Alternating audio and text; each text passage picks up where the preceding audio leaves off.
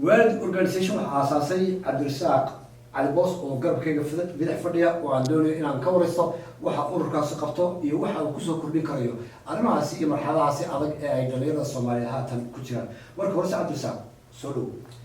بسم الله الرحمن الرحيم آدي يقول السلام يا على حرارة أديك يوبهدا تي في عالمي سومالي أمريكان تي في من الصورة كلسان يقول شغل الله يسان والد organization ورين دكتور وأورو لو تلاقي وعي قليل والدين الصوماليات كعروض دشين لوعي قليل لا تصور لا نتلمامه وحيابها يوبهني والدني sababta keentayna waa sida faro sheegtay caruur fara badan ama dhalinyaro fara badan ee halkan dadkii soo haajiray oo soo baxay ay ku dhaleen qaarna iyagu yar la keeneen ayaa hankii iyo himiladii laga lahaa waayay kadib markii ay daroogoyin u dhinteen qaar gaangis galeen qaar argaxisan noqdeen qaar xabsiyada ka buuxaan qaar tuuganimo loo xiray kadib arrintaas waxaa muddo fara badan ururo badan oo dhalinyarada ah caawina ama youth programska ayaa jira ilaa 10 iyo dheeraad Soomaaliya ayaa jirta laakiin markii baaritaan fara badan la sameeyay waxa la ogaaday caruurtan waxaan oo dhan waxay u sameynayaan in ay ka mid tahay qaar ka mid ah waalidkii dhalay iyo iyagu isfahansanin magacaygu waa Cabdiraxmaan Mukhtaar waxaan ahay aasaasaha mashruuca samafalka ah ee daryeel youth ama daryeelka dhalinyarada mashruucan ama daryeel waxaan bilaabay muddo 2 sano ka hor markii aan arkay baahida haysata dhalinyarada Soomaaliyeed gaar ahaan dhalinyaradii oo ku soo badanaysa arrimaha maandooriyaasha ah dhalinyaro badan inta aanan la baranin kiniinada hadda ee dhalinyarada ay u dhintaan oo markaas iyada ahayd ay dhalinyaradu banaanka overdose u sameyn jireen sidoo kale barnaamijka daryeel waxa loogu talagalay sidii uu u caawin lahaa dhibaatooyinka haysta dhalinyarada gaar ahaan dhalinyarada maandooriyaasha isticmaala ee u go'ay dhalinyarada iyagu banaanka taagan ee guri la'aanta ah sidii wacyigelin iyo taageero dhab ah iyo daryeel dhab ah loo siin lahaa sida Riverside Opportunity Center waa xarun ay iska kaashadeen sameynteedii hay'ado dhowr ah iyagoo oo doonaya inay dadka bariga Afrika ka yimid ee East African-ka inay adeega soo gaarsiiyaan oo soo dhaweeyaan waxaa iska kaashaday oo halkan ku ah iskaashato degmada Hennepin County oo dhinacooda shaqo geynta ee workforce-ga la yiraahdo iyo library-ga City of Minneapolis oo services fara badan oo kala duwan soo gaarsiisa xaafadda Minneapolis College si ay arrimaha waxbarashada iyo noogala qabtaan iyo hay'adan la yiraahdo Emerge haddaba marka isu kaashigaasi wuxuu dhaliyay in dadka labada qodob ee ugu waaweyn aan xooga saarnaa waxa weeye shaqada iyo waxbarashada badanaa marka qofka weyni waxa uu raadinaya waa yaqaanaa iyo wuxuu u baahan yahay dhalinyaradeenna yaryarka ahina waxay u baahan tahay in lagu kobciyo lagu dhiirigeliyo inay shaqo doontaan marka ay soo gaaraan badada 16ka ee sida caadiga ah shaqooyinka ay u furan yihiin waayo qofka dhalinyarada ah markuu shaqo galo waxay siinaysaa awood dhaqaale waxay siinaysaa inuu ka fakaro inuu college-ka iska bixiyo waxay keenaysaa inuu waalidka wax taro waxay gelinaysaa kalsooni inuu qofkii yahay qof wax soo taraya oo reerka wax ku soo biirinaya oo uusan ahayn ilmo la soo kariyo kaliya marka laftigiisu qayb ka noqonaya reerka iyo dhaqaalihiisa kaliya ma aha marka 16 jir dadku waa la socotaan magaalada hadda anaga u shaqeeya City of Minneapolis waxaa jira barnaamij la yiraahdo Step Up sanadkii hore ilmo ka badan 1600 oo ilmood ayaan oo da'doodu ay u dhaxayso 14 ilaa 18 dhalinyarada loogu talagalay in high school ku jirto grade 8 ka markay ka baxaan ilaa grade 12 dadka u dhaxeeya ayaa shaqooyin la geeyo xilliga samarka waxaana loogu talagalayaa inaysan ilmihiis waqtiga kuleelaha aysan barnaamijyada ku mashquulin ay noqdaan ilmo barta in la shaqeeyo ilmo shaqooyinkii iyo xirfadihii iyo wixii la bariyo si ay mustaqbalka uga fakaraan alla ilaahay shaqada tan waa shaqo mustaqbalka aan ka shaqeyn karo xafiisyada dawladda iyo xafiisyada organizationska waaweyn meelahaas baa shaqo looga keenayo laga siiyaa waxaa loo baahan yahay marka inay waalidku ay wax badan ay fahmaan mas'uuliyadda ugu horeysa caruurteena iyo dhalinyarada waxa iska leh waalidka labadii waalid ee isla joogay ayaa carqalad haysataa dhibaato haysataa inay caruurtooda si wadanka ugu korin lahaayeen dhibaatooyin badan soo wajaha qoysaskii hooyo aabihii ayna wada joogin ama carruurta aan haysanin laba waalidna kaba sii daran marka waalidka waxaa la rabaa inay ogaadaan horta dhibaatooyinka dhalinyaradan haysata ama carruurtooda haysata mas-uuliyaddu iyagay saaran tahay iyagaa la rabaa halka koobaad iyo iyagaa la rabaa dadaalka koobaad inuu ka yimaado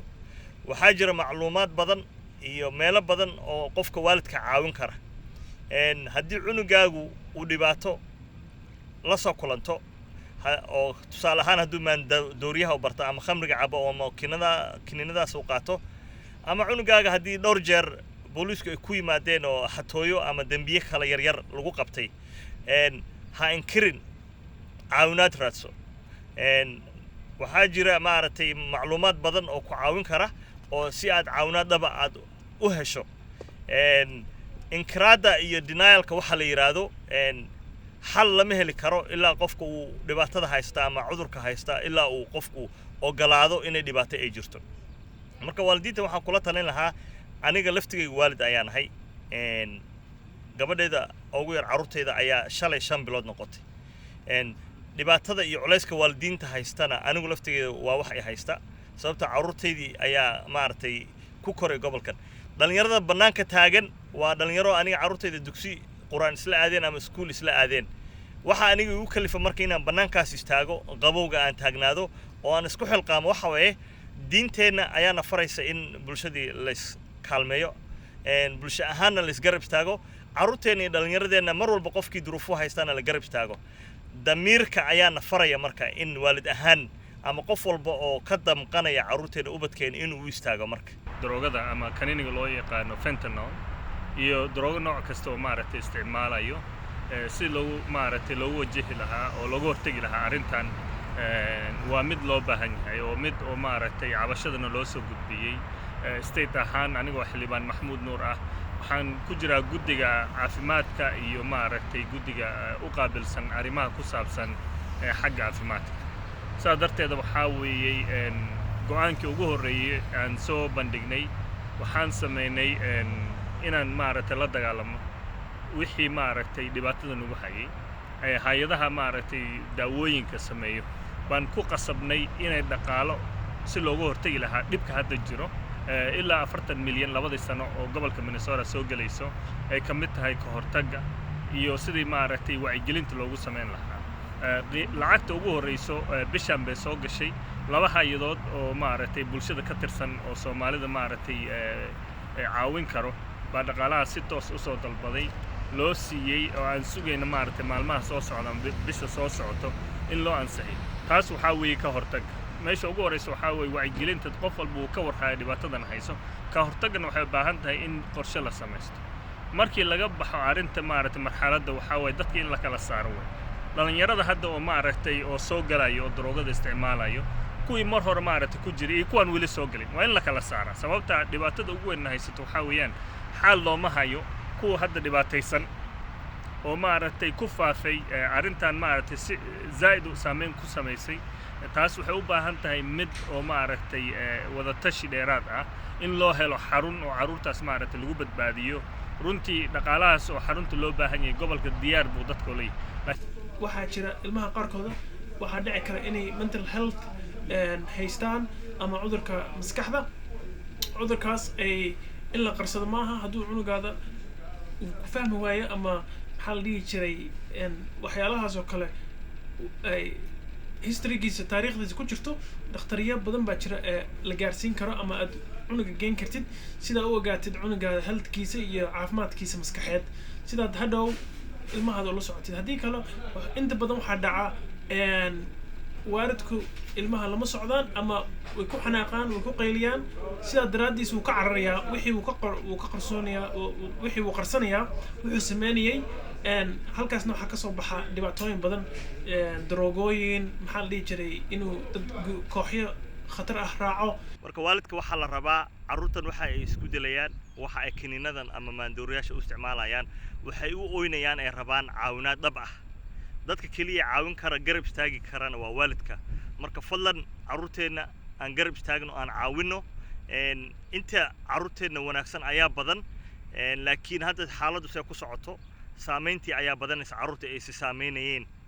marka waxaan rabaa insha allah carruurtan si dhab ah ha loo garab istaago halana dhagaysto oo maaragtay intay goorgoor tahay dhibaatada cusub tahay carruurta wax ka maqal oo dhagaysto halku wuxuu ku jiraa in carruurtii la dhagaysto waalidkiina ay garab istaageen taageero dhabana la siiyo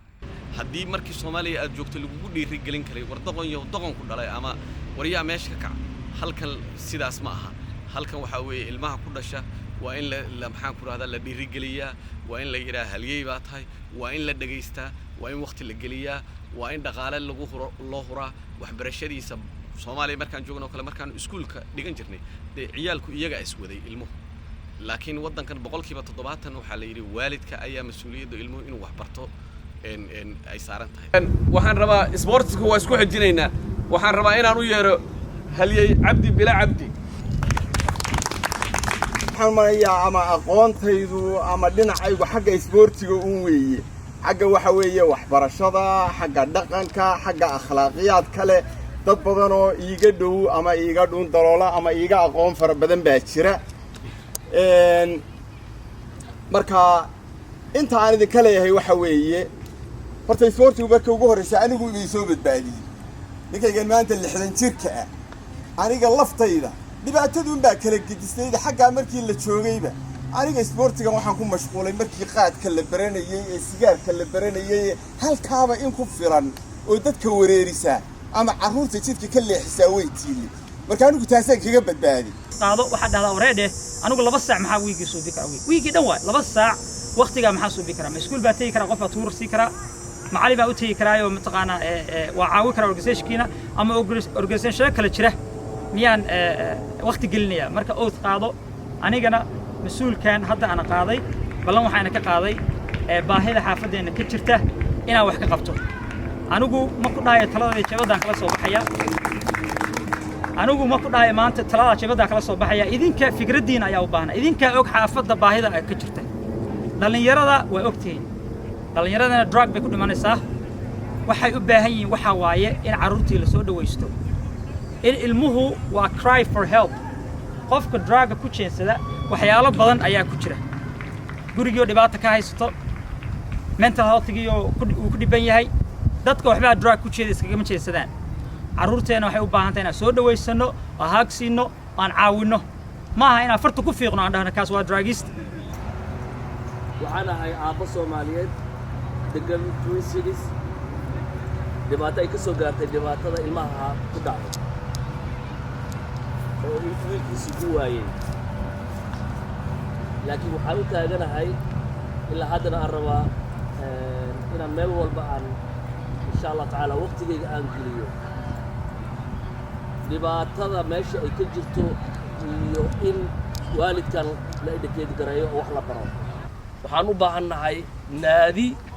membership aynu ka wada noqonno oo iskaabay bulshada oo dhan haddii laakiin hal dhinac kaliya xoogga aynu saarno meel kale ayaanu ka liicaynaa marka waxaan rajaynayaa maadaama haddeertaan organisationno badan magaalada qoro ay joogaan oo dhammaantoodana ay wada raadinayaan inay maxaan ku rahdaa ilmaha wax loo qabto inaad ku biirtid qabiilka naadiga dhalinyaradaas ama maxaan ku rahdaa gruubkaas ka kooban